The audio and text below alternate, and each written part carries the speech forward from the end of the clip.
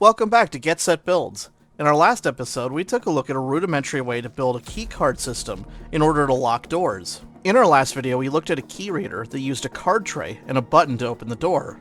This is a great way to learn how to make locked doors, but it's not exactly the most user-friendly design. In this episode, we're going to take a look at a lock that uses the key alone to open the door.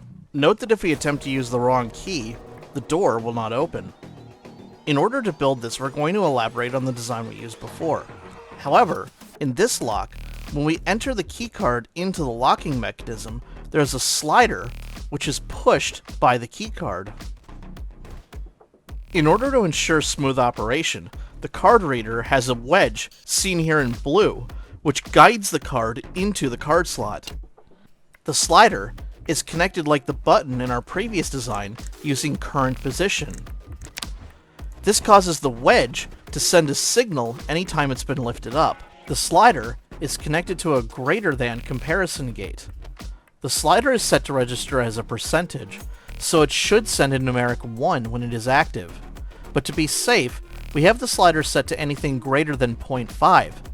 It will likely be 0 or even slightly negative when the slider is off.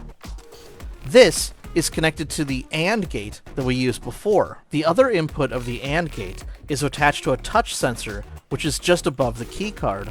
Now when the slider and wedge detects that a key is present, and a player enters the touch zone, the door will open. This should all happen intuitively as the player presses themselves against the key reader to insert the card. This design will work with multiple doors. Simply wire the corresponding keycard to each door you'd like to unlock. Or you can wire a single keycard into multiple doors. Now all that's left is to find a clever place to hide the key.